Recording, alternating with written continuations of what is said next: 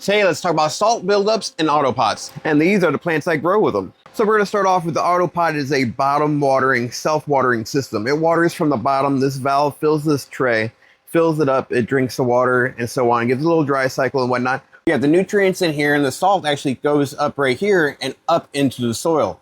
When you're top watering, you're watering those salts and the synthetic nutrients into the top, and then they get watered down to the bottom. With this, they go to the top. The root zone, the bulk of the root zone and where the roots do the most work is down here at the bottom.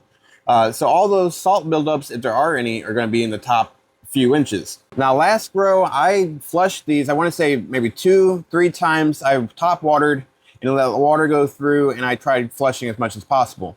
Doing that, it tries to overflow this part of the system that comes out of the tray if you water too much. So if you're going to try it, I recommend putting it on a tray where it's going to catch the extra water. This plant is on week 6 or week 7 of flowering, and I have yet to flush this whole entire system even once. I haven't even taken these trays off and cleaned them even once. This is after 3 months, 4 months almost of growth.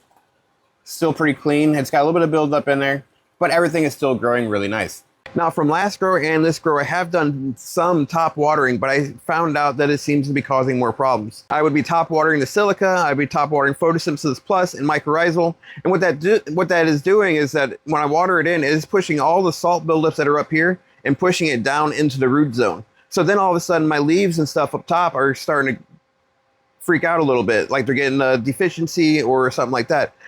I think that part of that is happening because I am top watering this. If this soil was living soil and I was only adding water to the system, then I could top water and it wouldn't be that big of an issue. But since I'm watering with synthetic nutrients, that's where the salt buildup is up here on the top. And I didn't know that I was flushing it all the way down into the bottom of the roots whenever I was doing that. Not that I don't still have great plants, but they could have been better. Which in my opinion, they can always be better. There's always room for improvement. Always learning.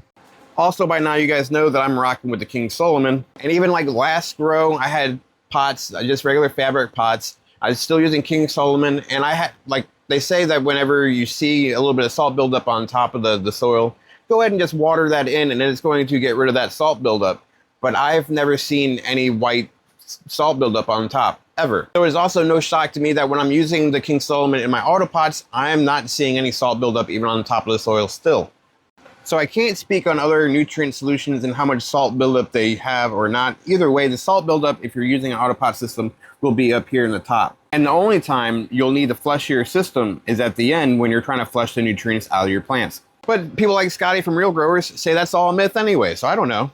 Also, do I recommend using the autopots and not cleaning them once a week or even once a month? Like, I've gone, 3 to 4 months now almost, and I haven't cleaned it. I should have, but last grow I was cleaning it every week. This grow I've been doing a lot of minimal work all around. I've been trying to see what I can get away with, and if the system will still work if I'm doing, just neglecting it. And I've been neglecting it. I haven't cleaned it whatsoever. I cleaned out the reservoirs once, but cleaning out the reservoirs isn't nearly as important as cleaning out the trays that have the aqua valves and stuff in there that work in clog, or the lines. That's another thing with the King Solomon is I have had 0 clogs whatsoever. But when it comes to cleaning the system, I do recommend cleaning it every once in a while. You probably get a little better results, or I could have gotten better results. Not that I've gotten bad results, as if you look behind me, they're not bad. I'm happy, very happy. Everyone's happy. But that just goes to show you what you can grow and still do minimal work and not having to clean anything. I do recommend cleaning though. Don't not clean it. You should clean it. But do you need to do it regularly, like every week? No. Will that prevent you from getting clogs though? That's 100%.